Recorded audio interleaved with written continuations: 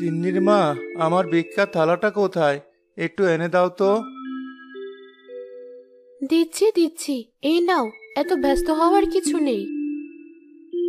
ব্যস্ত হব না। এমনিতে আজ দেরি হয়ে গেছে।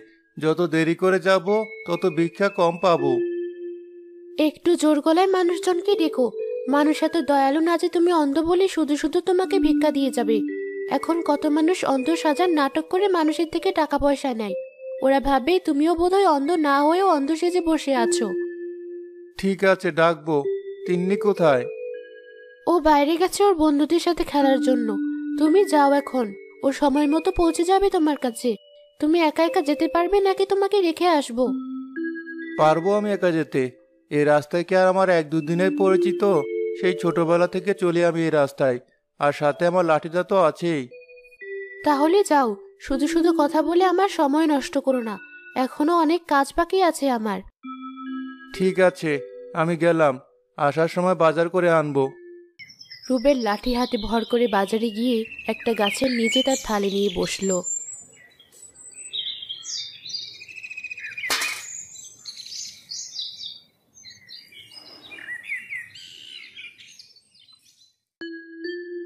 হাত দিয়ে ধরে যা বুঝছি, মোটামুটি ভালোই টাকা উঠেছে। তিন্নির মা ঠিক কথাই বলেছিল, মানুষজনকে একটু ডাকাডাকি না করে শুধু বসে থাকলে টাকা পাওয়া যায় না। কিন্তু তিন্নি কোথায়? ওর এখনো কোনো খোঁজ নেই। মেয়েটা মনে হয় খেলতে খেলতে আমার কথা ভুলেই গেছে। আমি একটু ঘুমিয়ে নিই এই সুযোগে। এত ডাকাডাকি করতে গিয়ে গলা ব্যথা হয়ে গেছে পুরো।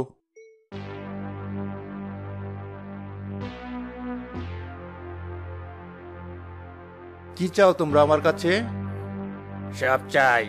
তোমার জীবন বাঁচাতে চাইলে এখনই তোমার কাছে মূল্যবান যা আছে সব আমাদের দিয়ে দাও। তোমরা কিভাবে জানলে আমার কাছে মূল্যবান কিছু আছে কিনা? আমি তো সাধারণ এক মানুষ। আমরা জানি তুমি সাধারণ কেউ না, এই রাজ্যের রাজকুমার, যে সাধারণ বেশি বের হয়েছে। আমাদেরকে মিথ্যে বলে কোনো লাভ নেই। কিন্তু আমি ছদ্মবেশ ধরার পরও তোমরা কিভাবে বুঝলে যে আমি রাজকুমার? এই কথা তো কারো জানার কথা না। তোমাকে এত কিছু জবাব দিতে বাধ্য নেই আমরা। তোমাকে যা করতে বলেছি চুপচাপ তাই করো, নয়তো এখনই তোমার পেটে ছুরিটা ঢুকিয়ে দেব।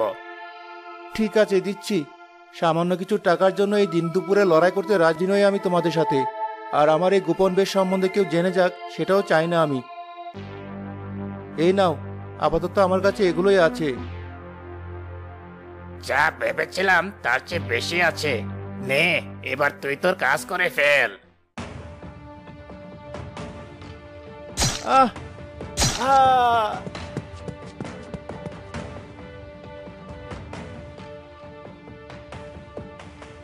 আমাদের কাজ তো শেষ।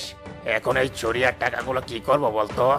যদি লোকজন জড়ো হয়ে আমাদের ধরে ফেলে তাহলে কি হবে? ফেলে দে কোথাও আশেপাশে। খুনিকে খুঁজতে গিয়ে যদি আমাদেরকে পাড়াতে কেউ দেখে ফেলে তাহলে সমস্যা। সবচেয়ে ভালো হবে যদি আমরা কারোর উপর দোষ চাপিয়ে দিতে পারি, তাহলে পুরোপুরি চিন্তামুক্ত থাকা যাবে। কিন্তু এই অল্প সময়ের মধ্যে কার উপর দোষ চাপাবো আমরা? ওই দেখ, ওখানে একটা ফকির শুয়ে আছে। চল আমরা ওর থালায় ছুরি আর টাকাগুলো রেখে পালাই। কিন্তু এতগুলো টাকা এভাবে নষ্ট করব? আচ্ছা, তাহলে অর্ধেক টাকা দিই ওই লোকটাকে। কারণ মানুষজনকে তো বোঝাতে হবে যে এই লোকটা টাকার জন্য রাজপুত্রকে মেরেছে। ঠিক আছে, চল তাহলে তাড়াতাড়ি কাজটা সেরে নেই। রক্তাক্ত ছুরি আর কিছু টাকা অন্ধভিকারীর থালায় রেখে তারা দুজন সেখান থেকে পালিয়ে গেল। একটু পর সেখানে রুবেলের মেয়ে তিন্নি এসে দাঁড়ালো। এই দেখো, বাবা ভিক্ষা করতে করতে আবার ঘুমিয়ে পড়েছে। দেখি তো আজ কত টাকা উঠলো তালিতে। এ কি, এত টাকা কিভাবে পেলো বাবা? আর ছুরি, এখানে রক্তমাখা ছুরি কি করছে? বাবা ব্যথা পায়নি তো?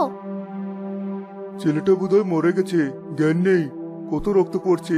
কে করলো ছেলেটার এই অবস্থা? আরে, এ তো দেখছি আমাদের রাজপুত্র। তার এই অবস্থা কিভাবে হলো? কে করলো এই কাজ? তাই তো দেখছি, কিন্তু এই অসময়ে আর এই বেশে রাজপুত্র এখানে কি করছেন? আর তাকে মারলই বা কে? যাক, নিঃশ্বাস আছে এখনো।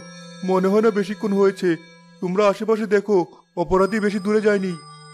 হ্যাঁ, যাও। তুমি ওদেরকে এখনই খুঁজে বের করার চেষ্টা করো, নয়তো ওরা অনেক দূর চলে যাবে। আমি রাজকুমারের রক্ত পড়া বন্ধ করে তাকে রাজমহলে নিয়ে যাওয়ার ব্যবস্থা করছি। ঠিক আছে, আমিও। বাবা, ঘুম থেকে উঠো, দেখো তোমার থালাতে কি এসব। কি হয়েছে? তুই এতক্ষণ কোথায় ছিলি? কি আবার থাকবে, কটা টাকা পয়সাই তো। না বাবা, কটা টাকা না, অনেকগুলো টাকা, আর সাথে একটা রক্তমাখা ছুরি। বলিস কি? ছুরি কোথা থেকে আসলো? দেখি, আমার হাতে দে তো ছুরিটা। এই নাও। রক্তমাখা ছুরি কেন তোমার হাতে? বুঝেছি, তুমি আমাদের রাজকুমারকে খুন করার চেষ্টা করেছো। তোমার সাহস ভালোই আছে বলতে হয়। খুন করো, এখানে অবুঝ সেজে বসে আছো? চলো আমার সাথে রাজমহলে। আমি বুঝতে পারছি না আপনার কথা কিছু। কে কাকে খুন করেছে? আমি তো অন্ধ, প্রতিদিন এখানে ভিক্ষা করি।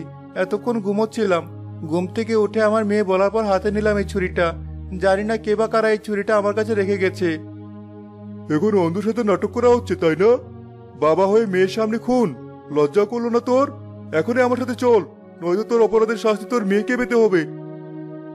না না, আমার মেয়েকে কিছু করবেন না, ওকে ছেড়ে দিন, আমি যাচ্ছি আপনার সাথে।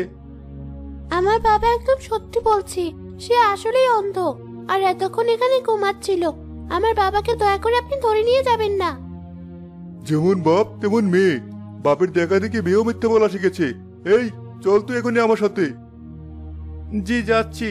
তিন্নি, তুই বাড়ি ফিরে যা, আর তোর মাকে গিয়ে বল আমার কথা। আমার কিছু হয়ে গেলে তুই তোর মাকে দেখে রাখিস। তিন্নি দৌড়ে বাড়ি গিয়ে তার মাকে খবরটা জানায়। অন্যদিকে রুবেলকে রাজার সামনে হাজির করা হলো। কেন তুমি মেরেছো আমার ছেলেকে? কি ক্ষতি করেছিল তোমার? বিশ্বাস করুন রাজামশাই, আমি কাউকে মারিনি। আমি দিন আনি দিন খাই, কাউকে অযথা মেরে আমার কি লাভ? লাভ তো অবশ্যই আছে, সেই জন্যই তো টাকাগুলো নিয়েছিলে তুমি। এখন সেই সামান্য কটা টাকার বদলে তোমার জীবন হারাতে হবে। যে আমার ছেলের জীবন নিয়েছে তাকে আমি এত সহজে ছাড়বো না। মহারাজ, ভালো সংবাদ আছে। রাজকুমারের জীবন আপাতত আশঙ্কা মুক্ত। আল্লাহ তাআলার হাজার হাজার শুকরিয়া। ওর কি জ্ঞান ফিরেছে? আমি ওর সাথে কথা বলতে চাই। এখানে ঝামেলা মহারাজ, তার জ্ঞান কোনোভাবেই ফেরানো যাচ্ছে না। আপাতত তার সবকিছু স্বাভাবিক হলেও কবিরাজ মশাই বলেছেন রাজকুমারের অনেক রক্তক্ষরণ হয়েছে। 3 দিনের মধ্যে যদি তার জ্ঞান না ফিরে তাহলে আর কখনোই ফিরবে না। আমার এত সুন্দর হাসি খুশি রাজকুমারের আজ এই পরিণতি। সব দোষ এই ভিখারির। ওকে এখনই শুলে চড়াও। রাজামশাই, আমি একজন অন্ধ মানুষ। আমি কিভাবে রাজকুমারের মতো তরুণ একজনকে খুন করে সেখান থেকে পালাবো? আপনি বিশ্বাস করুন আমার কথা। তুমি যে অন্ধ তার প্রমাণ কি?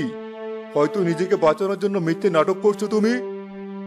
না, বিশ্বাস করুন, আমি একদমই কোনো নাটক করছি না। আপনি চাইলে আমার পরীক্ষা নিয়ে দেখতে পারেন। ঠিক আছে, এই সেনাপতি, পরীক্ষা করে দেখো তো ও আসলে অন্ধ কিনা। জি রাজামশাই, এখনই দেখছি।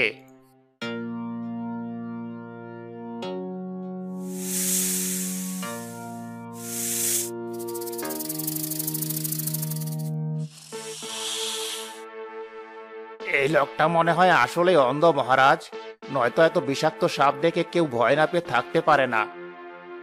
নিজের জীবন হারানোর ভয়ের কাছে এই ভয় কিছু না। ও জানতো ওকে সাপটা কামড়াবে না, অথবা আমরা সাপটাকে আটকাবো ওকে কামড় দেওয়ার আগেই। তাই ও ঠাই হয়ে দাঁড়িয়েছিল। অন্য কেউ পারবে ওর পরীক্ষা নিতে? জি মহারাজ, আমি পারবো। আজ ওর সব অভিনয় আমি শেষ করে দেব।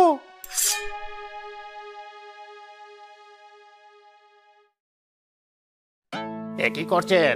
এত বড় তলোয়ার দিয়ে ওর গলা বরাবর আঘাত? ওর গর্দনটা আজ আর রক্ষা পাবে বলে মনে হয় না।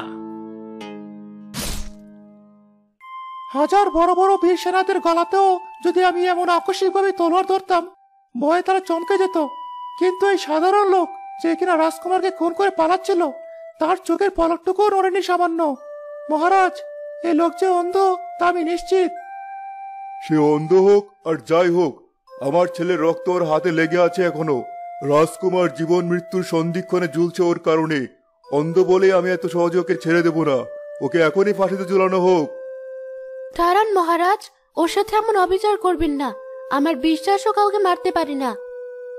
আমার ছেলে এখনো মৃত্যুর সাথে লড়াই করছে, আমি তোমার কথায় কেন বিশ্বাস করব? ও আজ পর্যন্ত ইচ্ছা করে একটা পিঁপড়াও মারেনি, সেখানে রাজপুত্রকে কেন মারতে যাবে? মানে যে আমরা গরিব, মানুষের দয়ায় খেয়ে পড়ে